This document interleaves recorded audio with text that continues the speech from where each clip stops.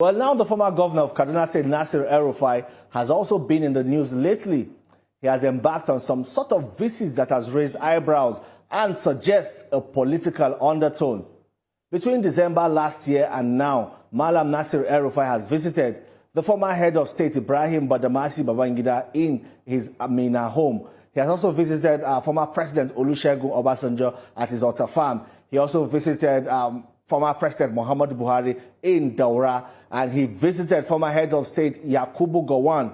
Well, his most recent visit that has got everyone talking was to the National Secretariat of the Social Democratic Party. Some people are even suggesting that the former Kaduna governor could be nursing a presidential ambition and intends to use the platform of the Social Democratic Party. Well, my guest today is the national chairman of the SDP, Alhaji Shehu Musa Gabam.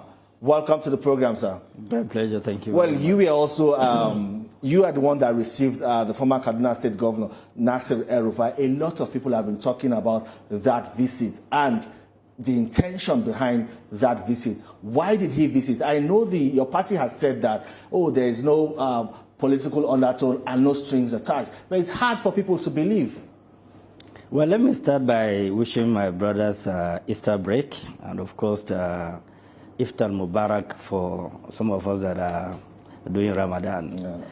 Yeah. Going straight to your issue, you know, sometimes when you hear some of this debate on public space, you wonder where the brouhaha is coming from. What is the genesis of it? And first and foremost, my relationship with Malam Nasir Rufai predates 1999. I know him long before then, and we've been close.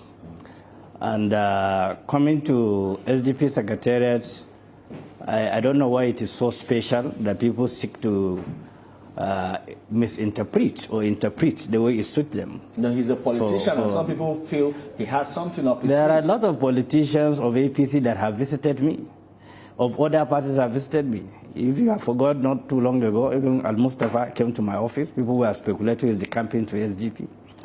Will you be surprised if President Bola Ahmed Tinubu visited SDP? Will you be shocked? He knows me and I know him. Will you be surprised if tomorrow you see the National Security Advisor visiting me, who happened to be my brother and my friend?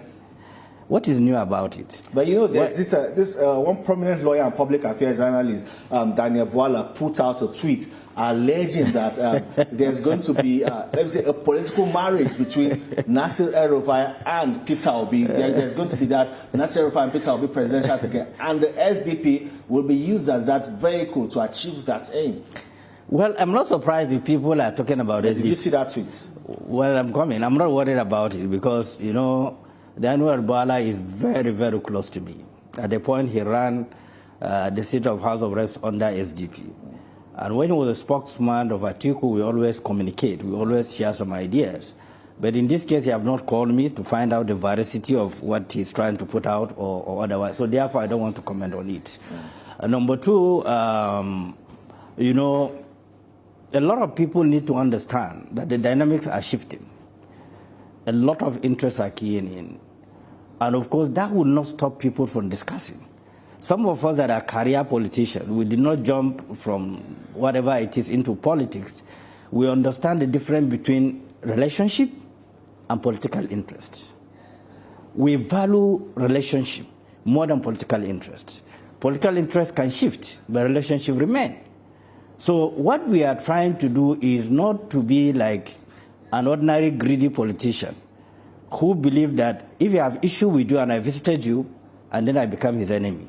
I wasn't trained that way. I was trained as a well-career, well-established politician who is open to a lot of discussion, a lot of conversations. Number two, I will not be part of anything that will pull down the roof. We contributed tremendously to the stability of this country. It takes a man who is suffering from insanity to think of pulling down the roof. Now, what the government should do when such things are happening is to look at issues very widely in a very civilized manner and look at the way and manner they can make capital out of it. Not to suggest and also think that there's always very terrible or subterranean meetings to undermine the institutions of government. What is the benefit of it? First, this meeting wasn't because Rufai just woke up from the sleep and decided to visit the SDP secretariat. We were in his house to break our fast, the Ramadan fasting. Not just his house, a couple of us hosted the fasting. Even right now, one of us is hosting the Ramadan fast. It's just I choose to be here because of this program. Thank you. I so, appreciate that. Apart from that, we feel that, look, Nigeria will ask us a question, our generation. If we fail to work together, put our muscle together to stabilize this country, we have no excuse to give. We have traveled wide and near. We know the essence of having a viable nation. We know the consequences of allowing a nation to decay and what everybody is going to pay for it. And we also know, and I've said it publicly, that I'm not hanging every issue on the neck of President Bola Ahmed Tinubu. He inherited a collapsed system. So every responsible man who understands the dynamic of power and power play knows that President Bola Ahmed Tinubu inherited a very terrible system. And therefore, he needed a support base. He needed people with capacity, with experience, with dexterity, to be alongside whatever he's doing. And he also needed people to tell him, Mr. President, what you are doing is wrong. But has he got those people with that kind of experience and capacity who can also look him in the face and say, Mr. President, what you're doing is wrong? From your own standpoint, I'm yet to see that. You know why? I'm one of those who is still respect President Bola Ahmed Tinubu. I know him as an achiever. I know him as a strategic person. Now, on the day of his swearing in, I was there at the Eagle Square when he presented the budget sent to the National Assembly and mentioned the date to which the former President Buhari said that he is no longer going to fund the subsidy. And the further comment from him saying that, okay, subsidy is gone. Now, for you to understand how myopic, how disservice we are to our own country and to our own people, before leaving the Eagle Square, there is a queue all over the place. The first oil station that changed their fuel pump was NNPC. That is a government-owned station. They are the first to adjust the pump price. A limited liability company. Whatever it is, government have a share in it. It should be that let them listen to the president whether we should go ahead or not. But immediately they adjust it. And therefore, virtually all other filling stations key in. And that's what created the panic. And that is the genesis of what we are suffering today. Number two, what I expected the president to do, for the fact that the president have mentioned that he have removed the subsidy, it's simple. Look, let me form my cabinet. After formation of the cabinet, I will have a critical marks of the thinking of the various collections of people that are going to serve in different ministries and agencies, apart from his own personal aides on the economic field, on the political field, and other relevant field to advise him on what to do. They might start to have a spreadsheet.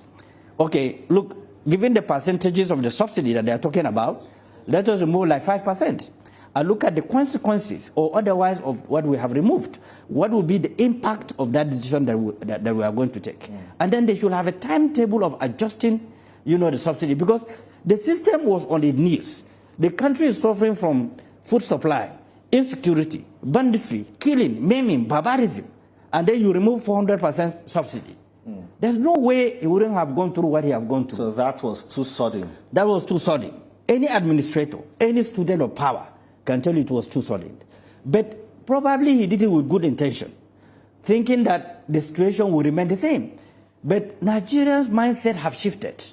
The thinking of the younger generation have shifted. They have suffered a lot. Parents have sold their property to send them to school. They have no job doing. What they are expecting from the new government is, look, we are creating hope, we are creating basis. First, we put a lot of pressure to the system to probe the CBN. And I'm giving him kudos for doing that, for probing the CBN. And you can see the revelations.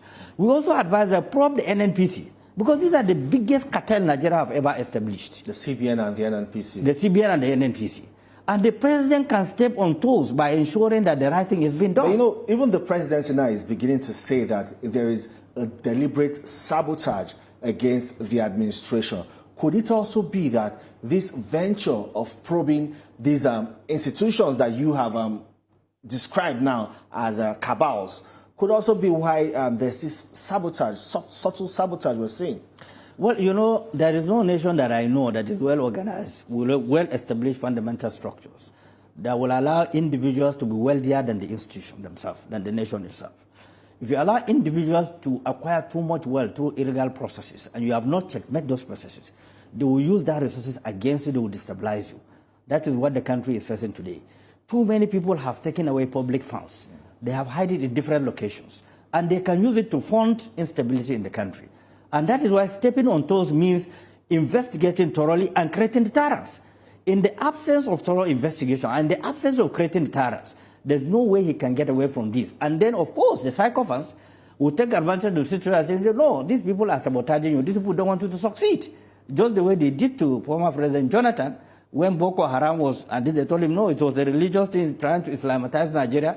But they discovered that more Muslims were being killed.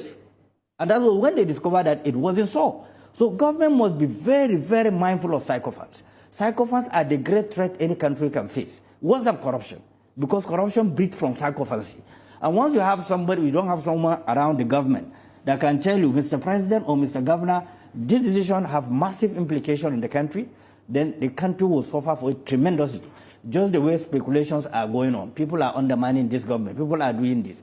At the time, I was here on this studio when we had meeting with all the chairman of political parties, was simply to offer advice to the government constructively. And it was misinterpreted. Somebody was suggesting that, no, Gabam and SDP were spearheading the pulling down of the roof. But this same Gabam that spearheaded a press conference on the day of when the election took place, when the president was announced as a winner, that we should challenge it in our judicial system. Nobody should take laws into his hands because we end up in anarchy. People forgot that. It suits them when they want to say a lot of things. So I think we should develop beyond this. This country belongs to all of us. Nobody should think of doing anything that will undermine the authority of Nigeria. The population of Nigeria is over 250 million. It takes an incensed person to think of destabilizing the country. You don't know where to run to. There's no any African country that can take Nigerian population.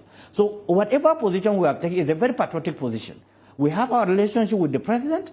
It's left for the president to utilize it very well to his own advantage. It's left for him to say, no, we don't need you. But we will maintain our position very clearly, but we will not do anything that will undermine the integrity of Nigeria. Let's talk about the state of the nation now with the prevailing situation we have in the country. Like you also rightly said that the removal of fuel subsidy was sudden and we saw the shockwaves around the country. Now, looking at the current indices, some people say the tides are slowly turning now in favor of Nigerians because it appears as if things are gradually improving. But, you know, these... Are there clear signs of economic recovery? Do you see that clear signs of economic recovery like the government would want us to see? That is a very snail move. Very, very, you know how snail moves. That's the way I look at it. You know why? Those who advise the former administration to change our currency, to deny citizens access to their own money in their own account, which is contrary to the contract between a client and a banker. They cripple our economy to the community level. When people have their chicken, they have nobody will buy it, nobody have cash to buy it. That was when Nigeria went into depression. Our economy went into depression. Recovering from that require massive sacrifice, massive rejiggling of the system for them to have some leadway. So the hangover effects from that destructive advice emanating from either CBN, whoever that advised President Muhammadu Buhari, he key into it simply because the thinking was that people who accumulate so much money will use it to rig election. And if the election and if the organ, the institution that in charge of conducting election is going to be free and fair, nobody can rig election. We have seen it before. Now, that ought to have been stopped, even though I will give him credit still, the president, because they stood against it. They issue a statement against it. The currency should not be at this time. The timing is very wrong. And they took it upon themselves with the former governor, Nasir, Rufai. They sued the federal government. They sued the CBN. And it prevailed. That brought some level of stability. But the country is still recovering from that shock. Because when you collapse the economy of a growing nation like economic growing nation like Nigeria, from the community base, it will take a long period for it to survive. So I'm not surprised that so many initiatives, so many advice are being dished up. It's like they are not working.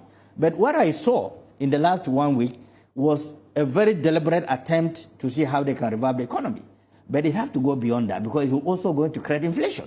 When you say the interest rate is in between I think CBN is 43. Yeah, if you add the 3% of the banks, it's about 47.8%. Where will an average person who is creative go and borrow money from and pay the interest rate? Where will it happen? You know, so virtually between the economists and political scientists, two of them have to work together, because the first people that provide environment for economic viability are the political environment, which is headed by the executive. Yeah. So if the executive do not apply that political environment, that friendship, that inviting environment, there is no theory of economy that will survive within the period that you are expecting. It will take a long period of time. Let's talk about security. Yes, we have seen abductions in the past, I think, past 2 weeks and all of that, with some insecurity in some parts of the country. But people are also commending the speed with which those abducted have been released, or their release have been secured by the government. Is this a yardstick to measure security improvements? It's not. It shows that if the government is committed to rescuing every Nigerian, they will rescue it.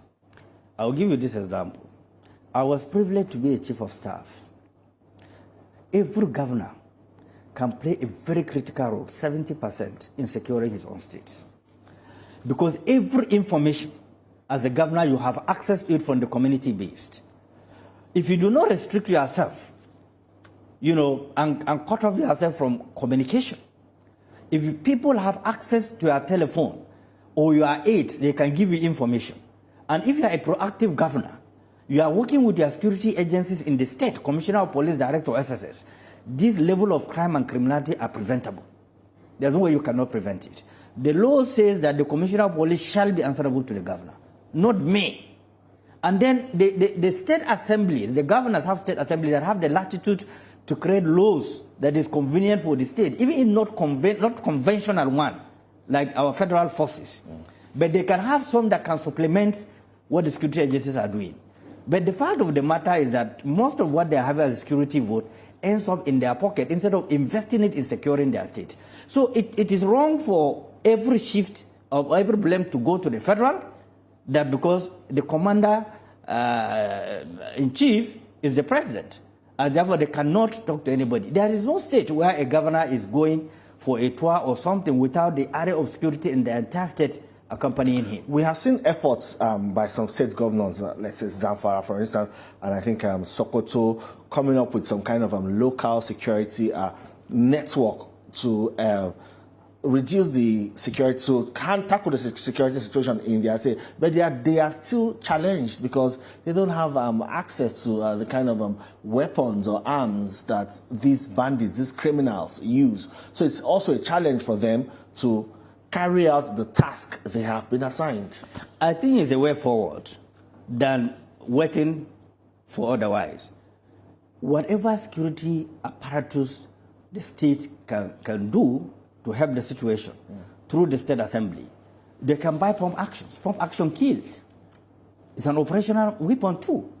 And then subsequently, they have to amend the constitution and ensure that weapons that are needed to enhance the efficiency of those people are legitimately being done, because the process needs to be amended. But let me tell you, if the state governor cannot take care of whatever vigilante, whatever you call them, how will they sustain state police? There is no state that can sustain state police. The implication is simple. Once you create a state police, every expenditure, every bullet, every boot, every barrette, every uniform, every tear gas, every camera, the bill will be footed by the state governor. And if they are not paying salary, how would they take care of the state police? Could that also be why they are foot dragging? Which means they will come back to the federal government, apply for additional subvention to take care of the state police, and which the federal government cannot bear the burden. So what is the way forward? Simply amend the constitution, remove the protocol around the Land Use Act, let state invest in their natural endowment, create some wealth, take care of the state. Another option is that, look, the federal government can develop more federal might. First, you have to equip the entire civil defense into full combatant force.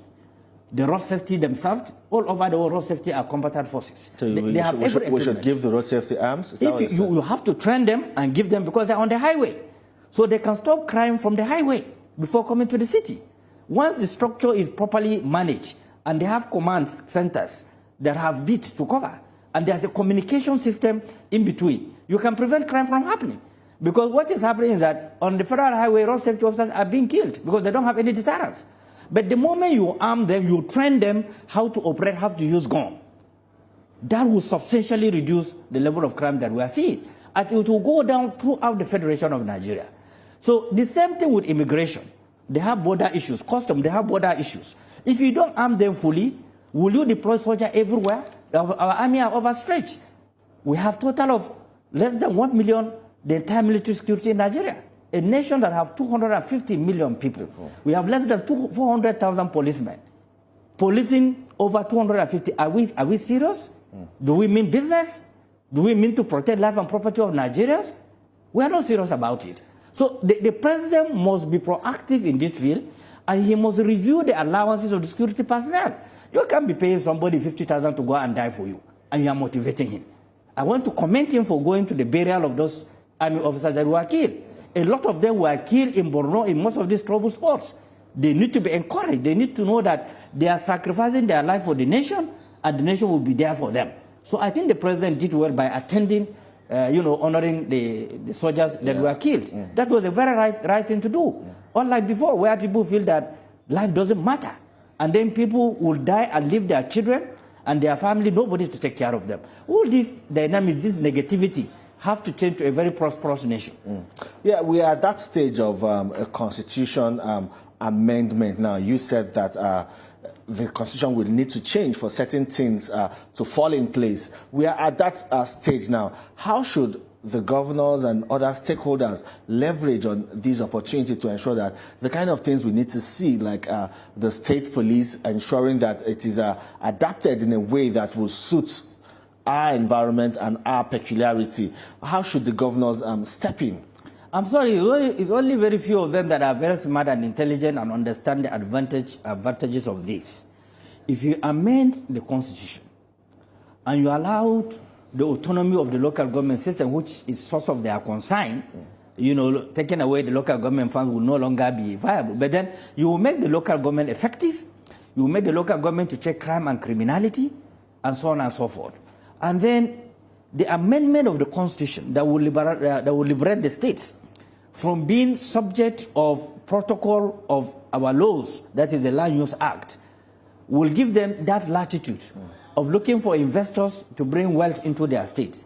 And it will also create opportunity to take away lazy governors who will rely on security votes at all times to take away the resources of the states. It means that if you are going for a governor of the states, you must go out and show for investors into the states. That will create wealth, that will create employment, that will create viability of the state, and then the percentage will be given to the federal. So restructuring at this stage that we are is inevitable. Okay. It's inevitable. All right then, Alhaji Shehu Musa Gaban, I thank you so much for your time on the program. National Chairman of the Social Democratic Party.